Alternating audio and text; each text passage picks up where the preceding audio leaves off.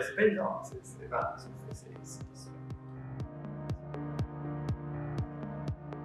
Bonjour Norbert. Salut. Merci d'avoir accepté notre invitation.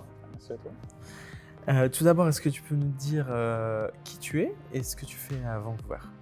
Alors, je suis photographe, je suis spécialisé en portrait professionnel et en photographie glamour beauté pour les femmes.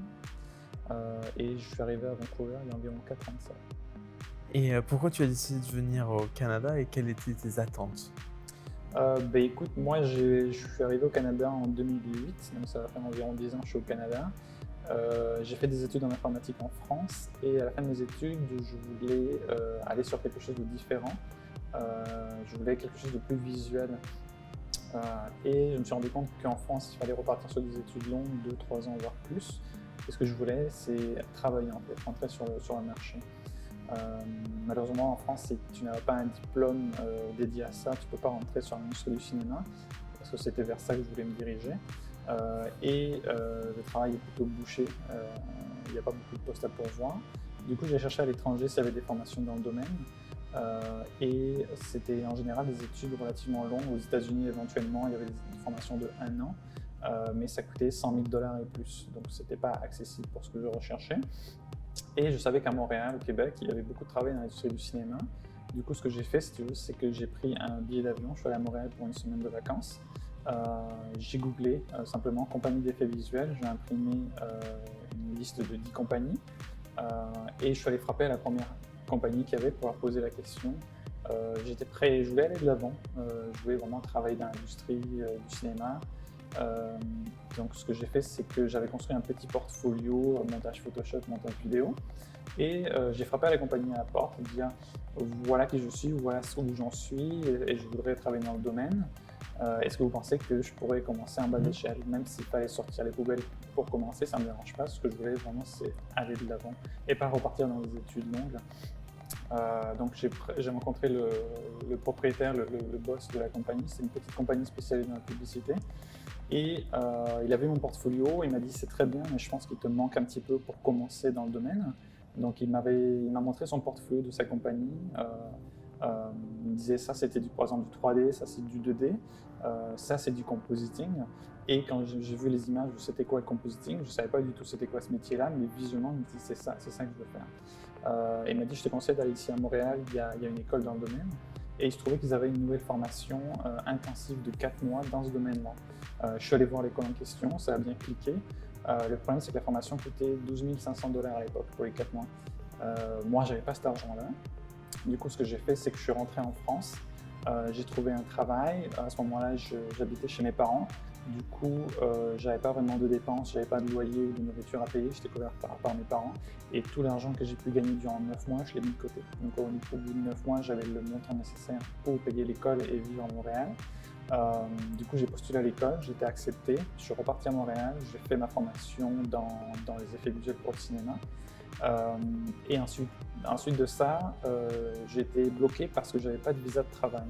Et à ce moment-là, dans l'industrie du cinéma, il n'y avait pas beaucoup de travail à ce moment-là précis quand j'ai fait mon école. Du coup, je n'arrivais pas à trouver un emploi parce qu'il fallait qu'un employeur décide de faire les papiers, mais il fallait qu'il justifie qu'il n'y avait pas d'employé local qui pouvait engager. Et malheureusement, ce n'était pas le cas. Il y avait un tas de gens qui cherchaient du travail.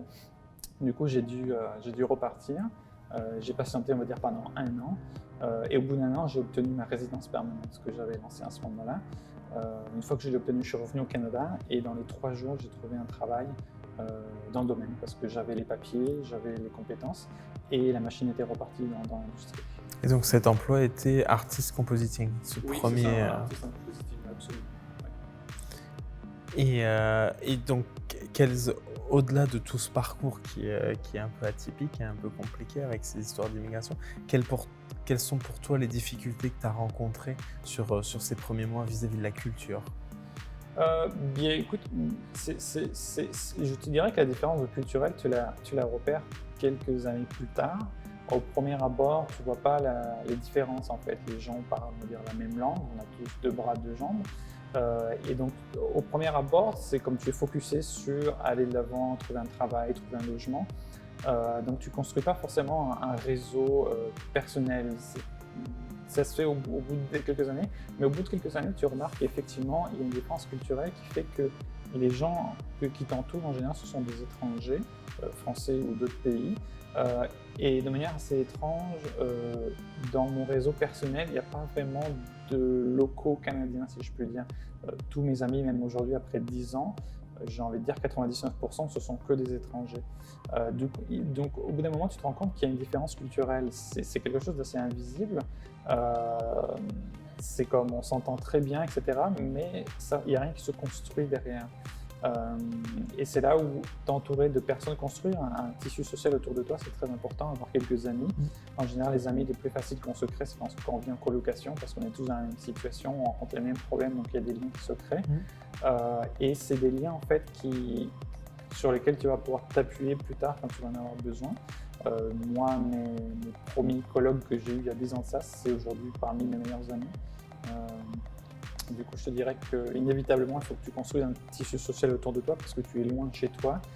Parfois, tu as des moments durs sur le travail, des challenges au niveau d'immigration, qui a une certaine pression. Quand tu as un visa qui va expirer ou tu as des problèmes pour l'obtenir, tu as toujours ce sentiment d'avoir un couteau sous la gorge. Du coup, quand tu as un support moral autour de toi, ça aide énormément pour continuer à avancer. Ouais.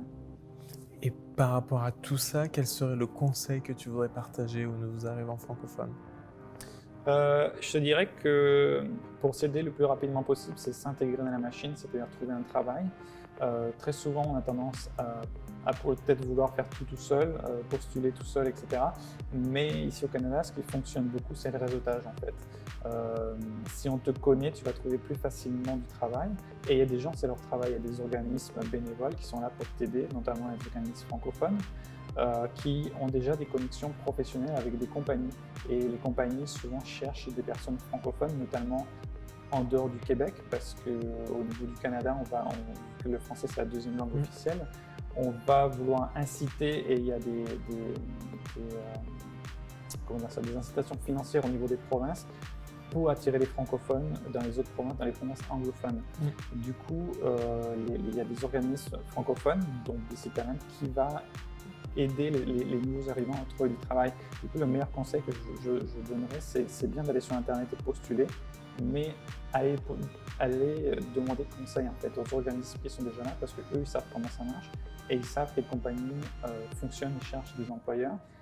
Et le plus important, c'est rentrer dans la machine. C'est pas parce que tu trouves un travail que tu vas rester toute ta vie dans ce travail-là. Tu peux le quitter au bout de quelques semaines, quelques mois, 3 mois, 6 mois, ce que tu veux. L'important, c'est rentrer dans la machine et commencer à développer un réseau, en fait. Et c'est grâce à ça que tu vas pouvoir rebondir. La culture canadienne, c'est une culture très dynamique. Au bout de quelques mois ou quelques années, maximum 3-4 ans, je pense que c'est le maximum que quelqu'un resterait dans une compagnie.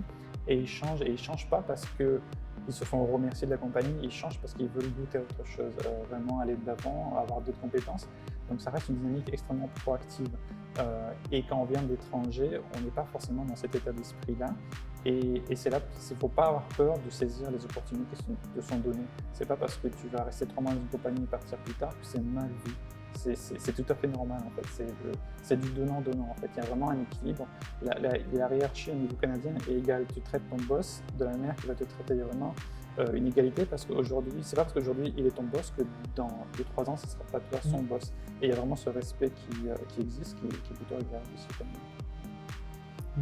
Merci Norbert d'avoir partagé ta vision et ton parcours avec nous. Ça fait 10 ans comme tu l'as dit que tu es au Canada. Quel est le bilan pour toi ? Le bilan est intéressant, tu sais, parce qu'en fonction il y a beaucoup de hauts et des bas. Je te dirais que ce soit des problèmes au niveau des visas, que c'est vraiment quand tu arrives, c'est ton plus gros stress parce que tu as une deadline, tu as un visa de 1 an ou 2 ans. Le meilleur conseil que je donne aux gens en général, c'est de lancer leur procédure de résidence permanente le plus tôt possible parce que ça prend du temps. Et une fois que tu as ta résidence permanente, tu n'as plus ce couteau sous la gorge. Tu peux changer d'emploi si tu veux facilement et tu peux trouver aussi de l'emploi relativement facilement, contrairement à un visa qui en général est relativement fermé. Je te dirais que dans le processus d'immigration, souvent les gens disent c'est super, tu pars à l'étranger, c'est comme des vacances, etc. Il y a deux catégories de gens, je pense, entre ceux qui restent et ceux qui repartent, parce qu'il y a des gens qui repartent dans leur pays d'origine. Et la grosse différence, ça va se faire entre est-ce que tu es capable de t'intégrer ou pas. Et s'intégrer, ça veut dire accepter des valeurs qui sont différentes des tiennes. Si tu es toujours dans cet état d'esprit, chez moi, c'est mieux ou c'était mieux, etc., il faut apprendre à voir la valeur ajoutée du pays local, en fait. Du coup, au niveau difficulté, il y a d'abord trouver un travail. Ensuite, au bout de quelques années, trouver quelque chose qui continue, que tu as un excitement, tu as un plaisir à continuer à avancer parce que c'est un nouveau terrain, c'est un nouveau territoire. Du coup, il faut que tu te fasses une nouvelle famille, de nouveaux amis. Du coup, il y a des hauts et des bas, parce que changer d'emploi, c'est parfois au début, c'est difficile. Quand tu changes de ville, il faut reconsulter ton réseau social. Alors j'ai envie de dire qu'il y a des hauts et des bas, mais au final, c'est une courbe qui monte. Mais dans cette courbe, c'est une sinusoïde, ça monte et ça descend. Et bien, si je prends un pas de recul sur 10 ans, je suis hyper content d'avoir ce que j'ai fait parce que je fais un métier que j'aime. J'ai passé 7 ans dans l'industrie du cinéma extraordinaire. Aujourd'hui, j'ai ma propre compagnie dans la photographie. Et dans tout ce processus, il y a des hauts, des bas. Mais en bout de ligne, je pense que ce qui compte, c'est que le Canada a énormément de possibilités, offre vraiment beaucoup de possibilités. C'est un pays très dynamique. Et si tu es prêt à accepter cette valeur ajoutée que le Canada peut t'offrir, tu as la possibilité de vraiment construire ta vie. Il faut juste comprendre que tu as le choix d'aller de l'avant, tu as le choix de travailler dur. Et tu as une récompense derrière ça, en fait. J'ai le feeling que parfois, en France, on est comme plafonné. Ici, ce plafond n'existe pas, en fait. Les gens veulent tous aller de l'avant. Et il y a plus une dynamique, on est tous des collègues, en fait. Que ce soit avec ton boss ou quoi que ce soit. C'est quelque chose d'assez agréable parce qu'on est tous là pour faire un travail ensemble. Et demain, tu peux partir ailleurs et il n'y a aucun problème avec ça. Quelques mois plus tard ou quelques années plus tard, tu peux revenir, c'est d'autres personnes qui peuvent bouger. Et chacun construit sa vie, en fait. Du coup, d'un point de vue général, sur 10 ans d'expérience, je ne regrette pas du tout, en fait. Et je suis vraiment heureux d'avoir fait ce que j'avais à faire. Et ça t'ouvre tes horizons. C'est comme, aujourd'hui, j'ai construit ça, je suis là aujourd'hui. Pourquoi je ne continuerai pas plus loin ou ailleurs ça t'ouvre ton avenir.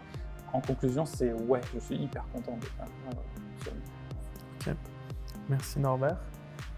Si notre communauté veut en apprendre plus sur toi, comment ils peuvent te rejoindre? Ils peuvent me trouver sur LinkedIn, Norbert Bright, ou sur mon site web dédié à la photographie qui s'appelle litwifingportrait.com. Le plus simple, ce sera LinkedIn, je pense. Ok. Merci. Je t'en prie.